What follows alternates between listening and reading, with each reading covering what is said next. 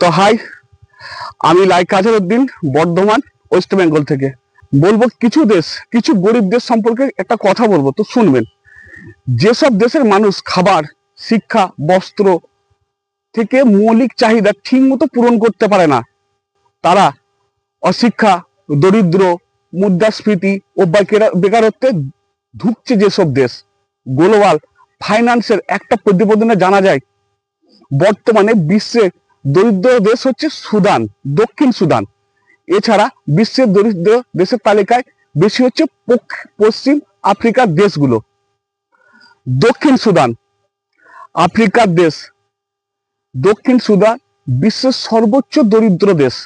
দক্ষিণ সুদানে 11 মিলিয়ন মানুষ চরম দারিদ্রতার সম্মুখীন। দেশটির রাজধানীর নাম জুবা। 2011 সালে দেশটি স্বাধীনতা লাভের পর থেকে দেশটি আরো বেশি দরিদ্রতায় চলে আসে। তেলের ভান্ডার সমৃদ্ধ হওয়া সত্ত্বেও এখনো পর্যন্ত দক্ষিণ সুদানে তাদের অর্থনৈতিক মজবুত করে উঠতে পারেনি। বুরুন্ডি বিশ্বের দ্বিতীয় বৃহত্তম দেশ। এই দেশটি দীর্ঘদিন ধরে গৃহযুদ্ধের সম্মুখীন।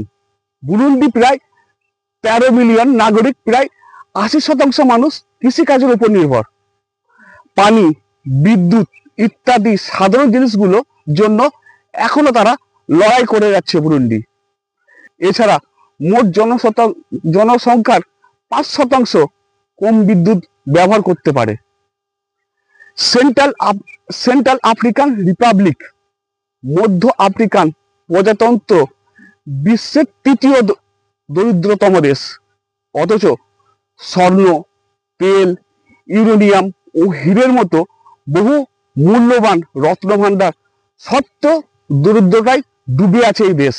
এই দেশের মোট জনসংখ্যা 55 লাখ। 1960 সালে ফ্রান্সের কাছ থেকে স্বাধীনতা লাভের পর প্রথমবারের মতো তারা 2016 সালে মধ্য আফ্রিকান প্রজাতন্ত্র গণতান্ত্রিকভাবে একজন রাষ্ট্রপতি নির্বাচন হয়। তবে এই দেশের সরকার দারিদ্র মুক্তি পাওয়ার জন্য নানান কাজ করে চলেছে। সোমালিয়া বিশ্বের 4র্থ দরিদ্রতম দেশ। সোমালিয়া দেশ জুড়ে অস্থিতিশীল সেনাবাহিনীর অত্যাচার এবং জলদস্যুর সন্ত্রাসে বিপর্যস্ত এই দেশ। 1960 সালে সোমালিয়া স্বাধীনতা লাভ করে। বর্তমান সময় পর্যন্ত সোমালিয়া অর্থনৈতিকভাবে সমস্যায় রয়েছে। এই দেশের মোট জনসংখ্যা 1,26 লাখ। 2020 সালে করোনার প্রভাবে যথেষ্ট ক্ষতিগ্রস্ত হয় এই দেশটি। কঙ্গো বিশ্বের 5ম দরিদ্রতম দেশ। স্বৈরাচার, রাজনৈতিক গৃহহিংসা কঙ্গোর অবস্থানকে আরো খারাপ করেছে। কঙ্গোর জনসংখ্যা 3/4 দিনে $2 খরচা করতে পারে না। 1960 সালে বেলজিয়াম থেকে স্বাধীনতা লাভ করার পর থেকে ডিআরসি কয়েক দশক ধরে লোহমর্ষক একনায়কতন্ত্র, রাজনৈতিক এবং ক্রমাগত অহিংসতার শিকার হয়েছে। এটি বিশ্বের সবচেয়ে দরিদ্র দেশগুলোর মধ্যে আমাদের র্যাঙ্কে নিয়মিত হয়ে উঠেছে।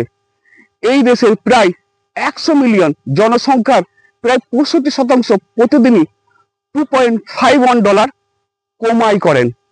তবুও বিশ্বব্যাংক বলেছে ডিআরসি এর সম্পদ এবং সম্ভাবনা রয়েছে আফ্রিকা অন্যতম ধনী দেশ এবং সমগ্র মহাদেশের জন্য একটি বৃদ্ধির চালক হওয়া। দেশটির এর মধ্যে বিশ্বের বৃহত্তম কোবাল্ট উৎপাদন এবং আফ্রিকার তামার প্রধান উৎস রয়েছে। তো ইনফরমেশন যদি ভালো লাগে তো অবশ্যই একটা লাইক, একটা কমেন্ট আর অবশ্যই ভিডিওটা শেয়ার করে দেবেন। তো চলি, সবাই ভালো থাকবেন, সুস্থ থাকবেন। গোটা বিশ্বের জন্য